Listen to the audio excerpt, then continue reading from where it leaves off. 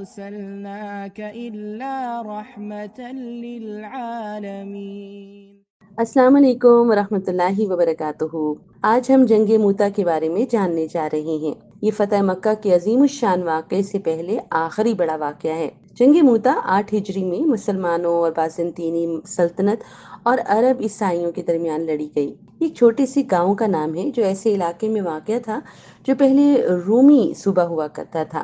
یہ اردن میں ہے اور بلقا کے قریب ایک آبادی ہے جہاں سے بیت المقدس بہت قریب ہے۔ یہ سب سے بڑا خونریز واقعہ تھا جو کہ مسلمانوں کو رسول کریم صلی اللہ علیہ وسلم کی حیات مبارکہ میں پیش آیا، اور یہی مارکا عیسائی ممالک کی فتوحات کا پیش خیمہ ثابت ہوا کیا کہ مسلمانوں اور رومیوں کے درمیان تعلقات تو کشیدہ تھے ہی، کیونکہ رومنز اپنی عرب اتحادیوں کے ساتھ مل کر کسی بھی ذریعے سے مسلمانوں کو مشتعل اور ناراض کرتے رہتے تھے۔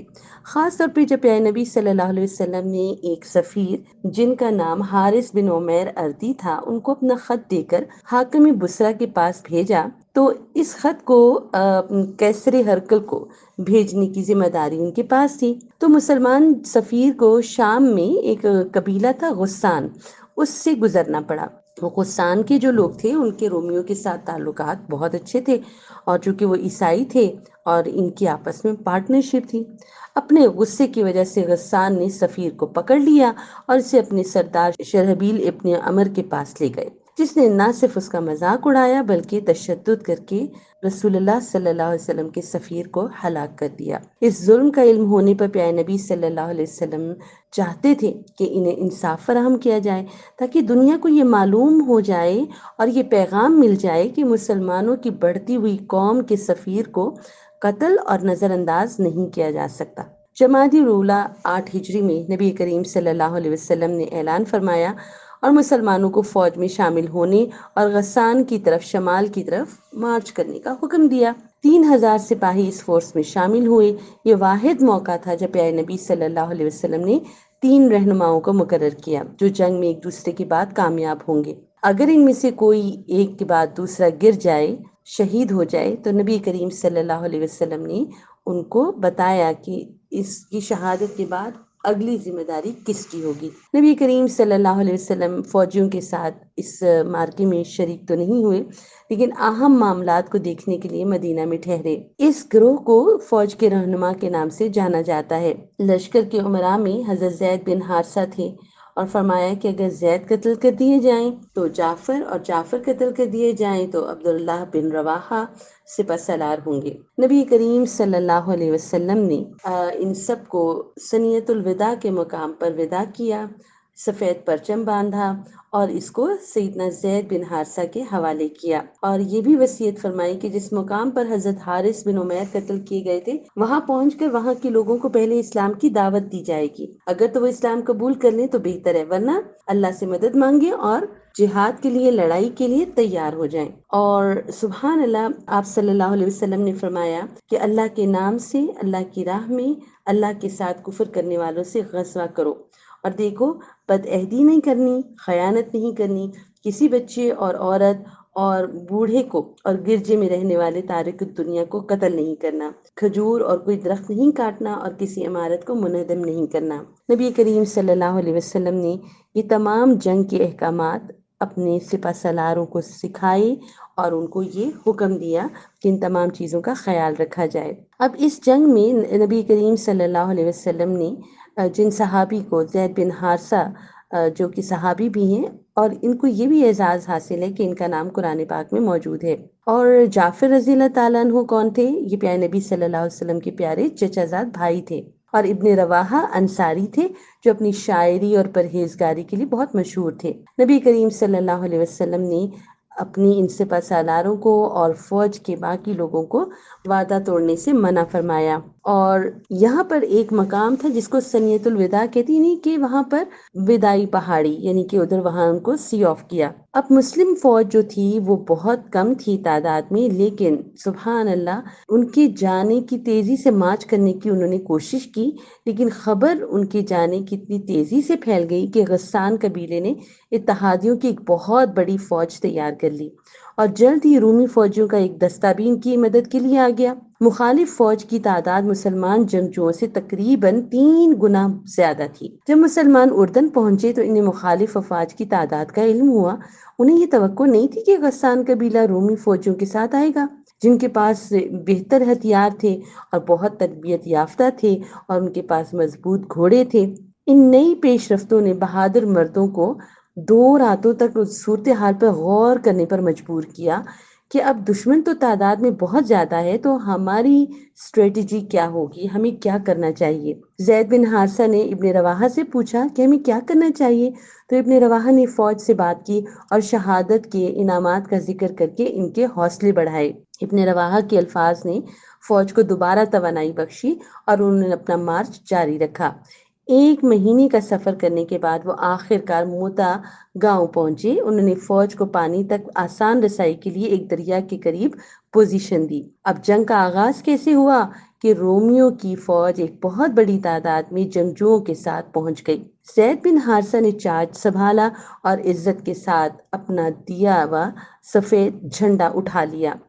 انہوں نے ہر طرف سے دشمنوں پر حملہ کیا، یہاں تک کہ وہ ان سے گھر گئے اور شہید ہو گئے۔ اس کے بعد رسول اللہ صلی اللہ علیہ وسلم کے حکم کے مطابق سیدنا جعفر رضی اللہ تعالیٰ عنہ نے تیزی سے کمانڈر کا عہدہ سنبھالا۔ موتا میں جعفر رضی اللہ تعالیٰ عنہ کی بہادری کسی بھی جنگ میں کسی بھی صحابی سے تقریباً بے مثال ہے۔ بعد میں پتہ چلتا ہے کہ ان کے جسم پر 90 زخم تھے، 50 سامنے اور 40 پیچھے۔ جب جعفر شہید ہو گئے تو ابن رواحہ رضی اللہ تعالیٰ عنہ نے جھنڈا اٹھایا اور وہ جنگ میں گئے اور ایک بہادر شہید کے طور پر وفات پائی۔ شام ہو گئی اور مسلمانوں کے 3 مقرر کردہ رہنما شہید ہو چکے تھے۔ ثابت ابن ارقم تیزی سے آگے بڑھے، جھنڈا لیا اور ایک چھوٹے سے علاقے میں پناہ لی۔ جنگ رکی نہیں تھی، لیکن انہوں نے پکارا، اے مسلمانوں میرے پاس آؤ۔ صحابہ نے دیکھا کہ جھنڈا تو ان کے ہاتھ میں تھا، لیکن وہ نہ تو زید تھے، نہ جعفر اور نہ ہی ابن رواحہ۔ یہ بات واضح تھی کہ وہ سب شہید ہو چکے تھے۔ ابن ارقم نے گروہ سے کہا کہ وہ جلدی سے اپنے درمیان ایک رہنما کا انتخاب کریں۔ چنانچہ انہوں نے چاروں طرف دیکھا اور ان کی نگاہ کس پر پڑی؟ مسلمانوں میں صرف 1 یا 2 مہینے ہوئے تھے جن کو مسلمان ہوئے۔ وہ ایسے شخص تھے جنہوں نے بدر، احد، حدیبیہ، خیبر میں سب سے زیادہ نقصان پہنچایا تھا۔ بہت سے لوگوں نے اپنی جانیں گنوا دی تھیں، کیونکہ یہ کون تھے؟ خالد بن ولید۔ لیکن ابھی انہیں مسلمان ہوئے ایک تھوڑا سا عرصہ ہوا تھا، لیکن جب وہ مسلمان ہو گئے تو اللہ سبحانہ و تعالیٰ مسلمان ہونے سے پہلے کے جتنے گناہ ہوتے ہیں وہ معاف کر دیتے ہیں۔ تو اب اس وقت وہ فوج میں شامل تھے، مسلمانوں کی فوج میں تھے، تو بہت اچھا فیصلہ کیا انہوں نے اور خالد بن ولید کو نیاز سپہ سالار مقرر کیا، کیونکہ وہ خود بھی ایک بہادر فوجی تھے اور ذہانت کے لیے بھی بہت مشہور تھے۔ خالد بن ولید جو ہیں وہ فوج کی تعداد سے بخوبی واقف تھے کہ دشمن کی تعداد بہت زیادہ ہے اور ہمارے تینوں سپہ سالار شہید ہو چکے ہیں۔ تو اب انہوں نے اپنی ذہانت سے ایک حکمت عملی سوچی۔ جو بات سامنے آئی وہ یہ کہ خالد رضی اللہ تعالیٰ عنہ کو یہ احساس ہو گیا تھا کہ اصل فتح حاصل کرنے کا کوئی راستہ نہیں ہے۔ واحد راستہ کیا تھا کہ مسلم فوج کو تباہی سے بچانا ہے۔ لہٰذا ان کے پاس 2 نکاتی حکمت عملی تھی۔ پہلی یہ کہ انہوں نے فوج کو ایک فوری مختصر مدت کے حملے کے لیے منظم کیا۔ دوسری چیز جو انہوں نے وہ یہ تھی کہ انہوں نے تیر اندازوں کو حکمت عملی کے تحت پوزیشن دی تاکہ یہ رومیوں کو آگے بڑھنے سے روک سکیں۔ اگلی صبح انہوں نے فوج کو دوبارہ منظم کیا، ترتیب دیا، ان کو صفوں میں برابر کیا اور دائیں بازو اور بائیں بازو کی پوزیشنیں بدل دیں۔ انہوں نے سامنے والی فوج کو آگے کی طرف اور پچھلی فوج کو بھی تبدیل کرنے کی ہدایت کی۔ آخر میں فوجیوں کا ایک گروہ صحرا کی دھول اڑانے اور بہت زیادہ شور مچانے والا تھا تاکہ دشمن کو یہ دکھایا جا سکے کہ اب مسلمان بڑی تعداد میں ہیں اور نئے فوجی ان کے ساتھ شامل ہو گئے ہیں۔ تو یہ ایک ایسی زبردست اسٹریٹجی تھی کہ طلوع آفتاب کے ساتھ ہی جب مخالف فریقین دوبارہ جنگ میں داخل ہوئے تو مسلمانوں کے تیر انداز اپنے حملے کو روکنے کے لیے تیر چلانے کے لیے تیار تھے۔ جب رومی جنگ میں آئے تو انہوں نے سامنے کی لائنوں پر نئے چہرے دیکھے، یہ سمجھتے ہوئے کہ مسلمانوں کو تو لگتا ہے نئی کمک پہنچی ہے، نئی مدد آ گئی ہے۔ خالد رضی اللہ تعالیٰ عنہ نے اپنی حکمت عملی سے دشمنوں میں کامیابی سے خوف پیدا کیا اور مسلمانوں نے رفتار پکڑی اور رومیوں کو شدید جانی نقصان پہنچایا۔ مسلمانوں کو 1% سے بھی کم ہلاکتوں کا سامنا کرنے کے باوجود خالد رضی اللہ تعالیٰ عنہ نے حکمت عملی کے تحت آہستہ آہستہ فوج کو پیچھے ہٹایا۔ رومیوں نے محسوس کیا کہ انہیں صحرا میں گہرائی تک لے جایا جا رہا ہے جو ان کے لیے تباہی کا باعث بن سکتا ہے۔ اس طرح رومیوں نے مزاحمت کی اور مسلم فوج بغیر کسی چیلنج کے گھر واپس مارچ کرنے لگی۔ خالد رضی اللہ تعالیٰ عنہ اور ان کی فوج نے رومیوں کی حکمت عملی سیکھی جو مستقبل کی مہمات کے لیے بہت قیمتی ثابت ہوئی۔ مدینہ واپسی جیسے ہی موتا کی جنگ شروع ہوئی تو نبی کریم صلی اللہ علیہ وسلم نے مسلمانوں کو حقیقی وقت میں بتایا کہ سینکڑوں میل دور کیا ہو رہا ہے۔ یہ انٹرنیٹ، فون، ریڈیو یا ٹی وی کا تو زمانہ تھا ہی نہیں، اور وہاں پر اس زمانے میں تو جدید ٹیکنالوجی کی آمد بھی نہیں تھی۔ تو پیارے نبی صلی اللہ علیہ وسلم کو ساری معلومات کہ کون سے سپہ سالار کب شہید ہوئے، اس کے بعد اب دوسرے لڑ رہے ہیں وہ کب شہید ہوئے، تیسرے کب آئے، یہ ساری باتیں پیارے نبی صلی اللہ علیہ وسلم مدینہ میں اپنے باقی ساتھیوں کو بتا رہے تھے۔ اس جنگ کے بارے میں لوگوں کی 3 طرح کی آراء ہیں، لیکن ہم کس کو مانتے ہیں؟ جو پیارے نبی صلی اللہ علیہ وسلم نے ہمیں بتایا۔ آپ صلی اللہ علیہ وسلم نے فرمایا کہ یہ ایک فتح ہے، اس لیے کہ نظریاتی طور پر یہ ایک فتح ہے کہ مسلمان صرف 1% جانی نقصان کے ساتھ کامیابی سے واپس آئے۔ اس وقت فوجی نقطہ نظر سے کوئی بھی یہ کہہ سکتا تھا کہ یہ تو شکست ہے، کیونکہ جس طرح حدیبیہ میں ایک لمبی جو ہے فتح ملی اور اتنے غنائم بھی ملے، لیکن اس میں تو مسلمان تھوڑے ناراض تھے کیونکہ لگ رہا تھا کہ یہ تو ایک شکست ہو گئی ہمیں، اور مسلمانوں کو پیچھے ہٹنا پڑا اور انہوں نے 1 انچ بھی فتح نہیں کیا تھا۔ تو یہ نہ تو فتح ہے اور نہ ہی شکست، دراصل یہ ایک ڈراوا تھا جو کہ دشمن کے اوپر ڈالنا تھا۔ جنگ کی اختتام پر کسی بھی فریق نے اس موقع پر ایک دوسرے پر حملہ نہیں کیا، دونوں اپنے اپنے مقامات پر واپس آ گئے، اور یہ بھی کہ کسی بھی فریق نے جنگی قیدی نہیں بنائے۔ جانی نقصان کے لحاظ سے رومیوں کا تھوڑا بہت نقصان ہوا، لیکن وہ بھی اتنا قابل ذکر نہیں تھا۔ اس طرح دونوں فریق گھر واپس آ گئے۔ تو یہ ایک دوسرے کے لیے، دونوں کے لیے ایک لیسن بھی تھا اور دشمن کے اوپر ایک روب ڈالنا تھا۔ بعض لڑائیوں کا نتیجہ مثبت نہیں نکلتا، اس میں بھی اللہ سبحانہ و تعالیٰ کی ایک حکمت ہوتی ہے۔